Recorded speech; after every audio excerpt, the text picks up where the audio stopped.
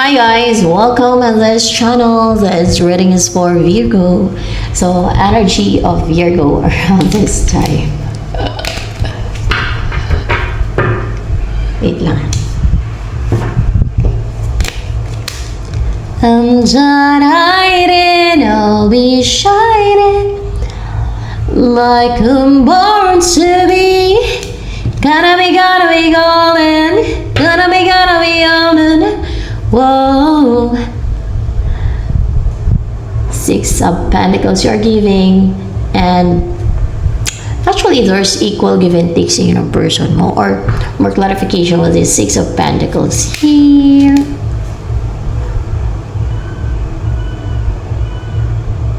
Gagawin mo ang lahat para lang makapag-invest o maibigay yung this is giving energy. Makapagbigay ng tulong. Yeah, makapagbigay ka ng tulong, no? Siguro sa mga tao, kung sino mo gusto mong tulungan, no? And nasa iyo yun. Alam mo kung sino yung gusto mong tulungan o kung sino yung mga gusto mong tulungan, ganoon. And Queen of Pentacles in reverse. Ikaw ba itong Queen of Pentacles dito? No, it's not you. So, siguro gusto mo tulungan itong mga walang pera, dumadanas ng financial crisis. Yeah, gusto mong tulungan yung mga dumadanas ng financial crisis, ganun yung dumadanas ng financial crisis. Yan, you're so giving at matulungin. And meron kang ano dito, ha? Meron kang maring twin flame mo or someone na may soul connection kayo na nakagaanan ng loob or you feel at home sa tao na yan. Sino yan? Yung ano ba tawag dyan? Twin flame mo ba yan? So, Six of Cups na yan. Yeah, that's your twin flame. Twin flame mo daw. Ano yung energy ng twin flame mo?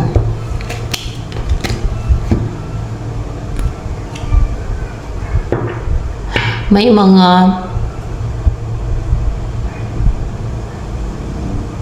what's with the Seven of Cups here?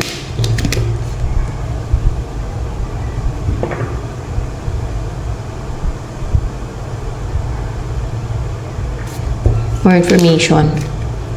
Okay. Ano to? Madami ang mga natanggal sa kanya. Nasa Ace of Cups and Seven of Cups dito na mga karga, baggage, mga na-cut off sa buhay niya at mga na-release niya, mga natanggal na mga karga, baggage from others. At mga strict na to sa pasukin niya sa buhay niya. Madami. Madami, no? Seven of Cups. Madami na mga sinundan ng Ace of Cups. Madami ang mga na hindi to nasayang, kundi mga binuhos yan sa kanya, kinarga na mga natanggal sa kanya. No, hindi lang isa. So, ibig sabihin, napakarami talaga ng mga natanggal sa kanya. So, yes, madami talaga, napakarami. Mga deceit to, ha? Mga deceit. Napakaraming mga deceit ang mga natanggal sa kanya. Yan. Napakarami, hindi lang isa, dalawa, napakarami daw na mga natanggal at mga na-cut off sa buhay niya na mga karga, mga deceit o na-cut off, mga na-cut off pati na mga nahinto na natigil na, hindi na sila makapagkarga ng mga ganyan, hindi na sila makapagbuhos, hindi na sila makapagbigay, makapag-send ng mga kung ano yung sinent nila dito, kinarga nila dito dati, no? Diyan sa person mo na yan, sa twin flame mo na yan. That's your twin flame. Ano ba yan? Magkahawig ba yung mukha ninyo talaga? Yung twin flame mo. Magkahawig na yung mukha ninyong dalawa. May nagsabi, dati, naparod ko yun, na pag mag-twin flame daw, iba na magkakahawig yung mukha. Sabi.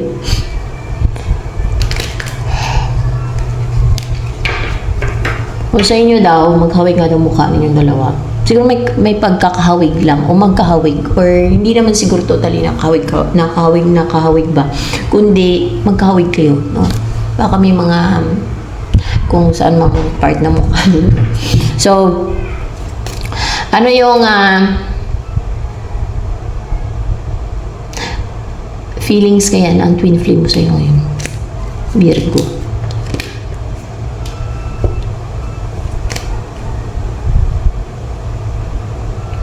More information sa Page of Swords in Reverse. Para kinakabahan siya pagdating sa yung gagawin ninyong collaboration. So may alam to sa gagawin ninyong collaboration o i-build ninyo together. Dito kinakabahan siya kasi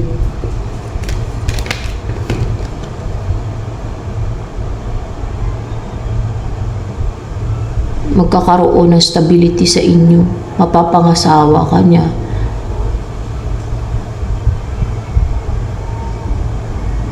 At may mga kinuha sa kanya. May mga gustong gumawa ng deceit. May mga gustong gumawa ng deceit kaya kinakabahan siya. Mapapangasawa ka niya. Di ba may emperor dito? Alam niya na mapapangasawa ka niya at may mga gumagawa ng deceit kaya kinakabahan siya. Yun ang feelings niya pagdating sa'yo. Kinakabahan siya na baka saktan ka rin iba.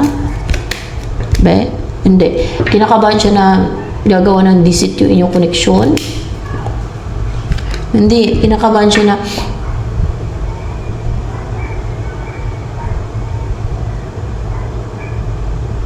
may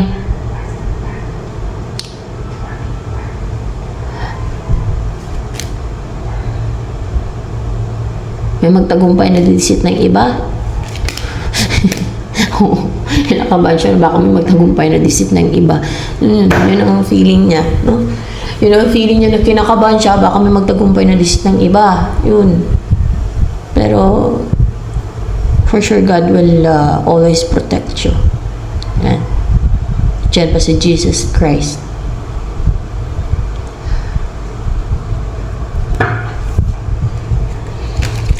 Comes on hiding, I'll be shining like a born city. Gonna be golden, gonna be almond. Whoa, up with our voice. Ano ang nais iparating sa'yo ng twin flame mo, Virgo, sa'yo? Ten of Cups. Ikaw daw ang wish fulfillment niya. Gusto niyang bumuo kayo ng happy family, contented, fulfilled. Siya pag ikaw ay napangasawa niya, siguro ang saya-saya niya. Gusto niya mamuhay kayo ng peaceful together, magkaanak kayo, at ewan ko lang kung partner mo na yan or kung hindi pa. Basta yun ang gusto niya, mamuhay kayo ng peaceful, masaya, contented, and magkaanak kayo, o baka yun yung mga goals niya, pangarap niya for the both of you, para sa inyong future, para sa inyong dalawa. At mamuhay kayo ng fulfilling life. Anong gusto niya? Lagi kayo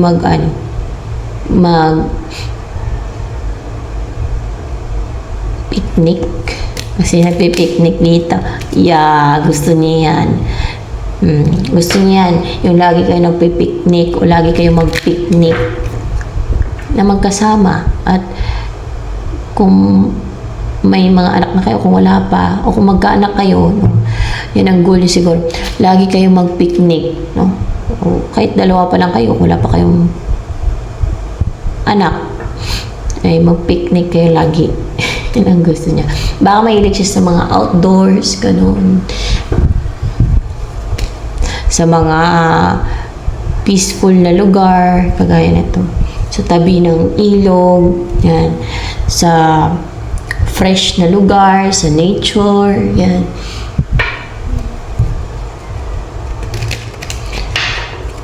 Ano yung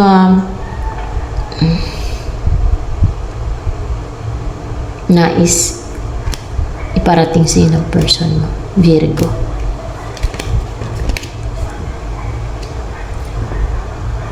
Nag-reach out siya sa'yo.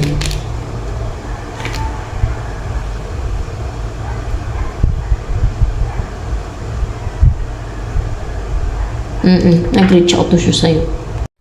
Yan ang gusto sabihin sa'yo ng person mo, nag-reach out to siya sa'yo. Tapos, gusto niya daw kasi magkaroon ng union sa inyo. Ewan ko lang kung anong pag-reach out yung ginawa niya.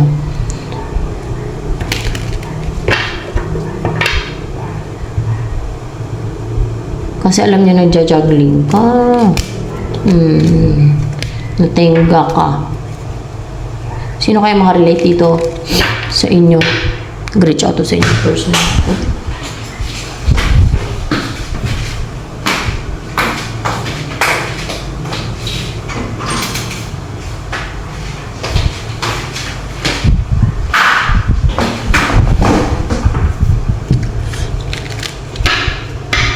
Ano pa? Alam niya hindi ka makapag-offer sa kanya, hindi ka makapag-effort, kaya siya nang nag-reach out sa'yo. Yan ang ginawa niya. Alam niya hindi ka makapag-offer ng cup of love sa kanya, hindi ka makapag-reach out sa kanya, kaya siya na nag-reach out sa'yo. Ganon siya. At, nakadistin daw kayo? Nakadistin daw kayo. Totoo ba? Nakadistin kayong dalawa? Oo, nakadistin daw kayo. Sino nag-distin sa inyo? God? Ay, hindi. Hindi God. Yun na una eh. Sino nag-distin sa inyong dalawa?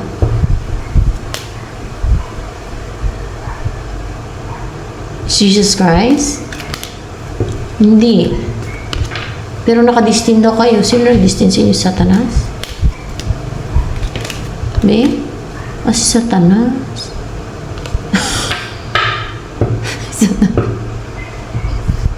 Ayan na ha, lumabas sa reading hindi lahat ng nakadistin ay Diyos ang nagdistin, okay? Hindi din lahat ng blessed dito sa mundo ay Diyos ang nagbigay ng blessing sa kanila o kayamanan o maraming pera. Yun ang totoo kasi mayroong mga tao na nagbibinta, nagsasala ng kaluluwa nila para yumaman, ganun. O para i-destin sa gusto nilang person. Gaya yan, Satanas ang nag-destin sa inyong dalawa to be together. O diba? Hindi God, this Jesus Christ. Virgo. Virgo to sa Virgo. Gusto mo din siya? Itong person mo na to dito sa reading. Ay, ayaw mo. Nakadistin daw kayo, pero si Satanas ang nakadistin siya. Atay tayo dyan. Oh my gosh. Twin flame ka daw. Twin flame ka. Twin flame mo daw yan.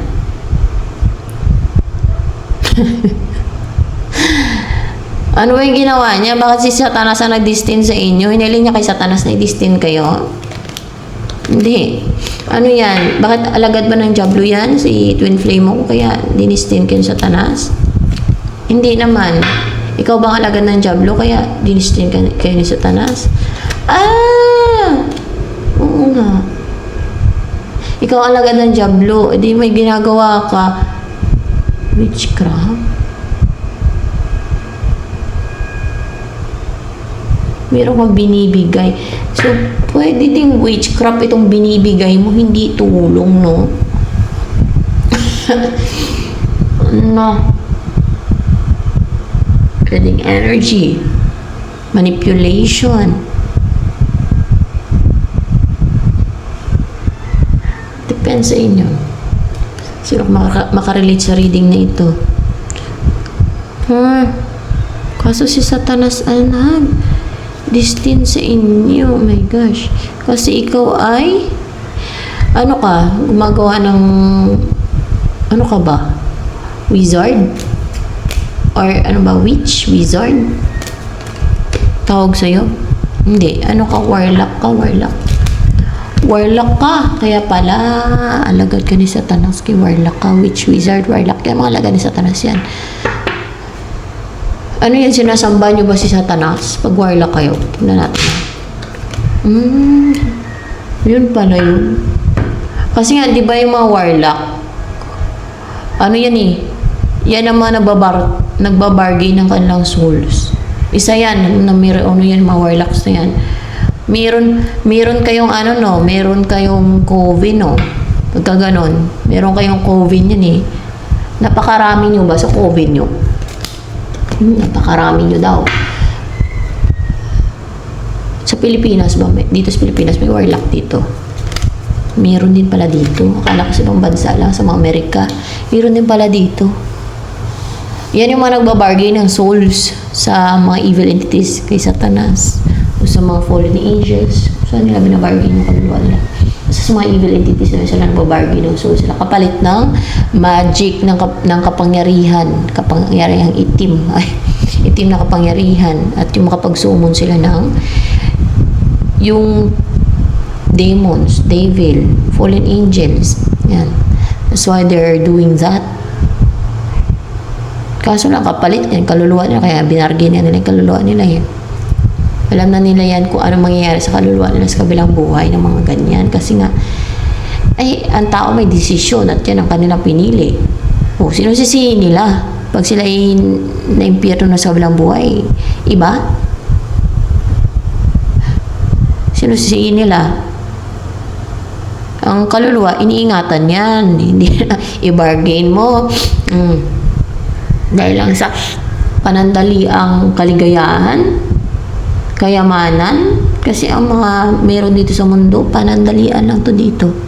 Mga kayamanan dito, power, wealth, fame, panandalian lang lahat yan. Hindi mo madala sa kabilang buhay yan. Eh, hindi wise, hindi tama na i-bargain mo ang soul mo. Pero na-bargain mo ang soul mo kasi warlock ka. Sinong yung nag-utos niyan sa'yo, i-bargain mo yung kaluluwa mo, sumali ka sa coven nila, pinahamak ng kaluluwa mo. Totoo lang.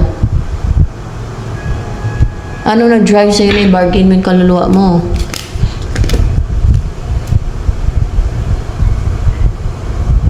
May lumayo sa'yo, may tumalikod sa'yo, o gusto mong tumalikod, gusto mong lumayo, may gusto kang lumayo sa'yo, may lumayo sa'yo na gusto mong pabalikin, kung saan man dyan. More information, anong nagtulak sa'yo, nag-push sa'yo na i-bargain mo ang kaluluwa mo, sumali sa coven nila ng mga warlock. Yung wish mo, para matupad yung mga wishes mo, yung mga gusto mo, yung makahilingan mo, mag-grant yung makahilingan mo, mag-grant ni Satanas, mag-grant ng pinag-bargainan nyo ng kaluluwa nyo, na magkaroon ng stability sa inyo ng lumayo na person na ito, tumalikod na person na to. Kung sakaling magkatuluyan man kayo, hindi worth it eh. Bakit? Kaluluwa mong kapalit? Hindi worth it. Pero, anong tingin mo worth it? Pag nagkatuluyan kayo niyan, nung gusto mong pangasawa. Tingin mo worth it. Ano ka ba? Hindi ka nag-iisip. Doon mo yun malalaman sa kabilang buhay. Yung sinasabi ko na hindi worth it. Talagang, hi guys, hindi nyo pa kasi na-experience. Kung gaano kahirap ang buhay dito sa mundong to, million times fold. May million times fold bang mahirap, mas mahirap dun sa impyerno? Hindi naman million times fold. May daang libong times fold mahirap dun sa impyerno. Daang libong times fold mahirap dun sa impyerno. Kaya isipin mo, ilang times fold daang libo. Yung pinaka-worst na situation dito, mahirap dito na situation na sa mundo, no? Hirap na as in, yung parang yung as in matinding paghihirap dito sa mundo. Ilang daang times fold, ilang daang limong times fold yan, mahirap dun sa impyerno. Gusto mo magbago? Gusto mo magbago pala eh. Kaso bininta mo kaluluwa mo ata eh. Sinanla mo eh. Bago ka, baka sakali lang. Huwag ka na sumali dyan. Baka sakali, tulungan ka pa ng may tutulong sa'yo. Baka sakali. Kawawa ka dyan. Grabe yung paghirap ng simpyerno, ito lang. Kasi pag warlock, nagbibinta yan sila, yung nagsanla ng kaluluwa, nagbibintahan. Bintahan ng kaluluwa, yan yung bargaining their souls. So yan, ito na lamang for Virgo guys.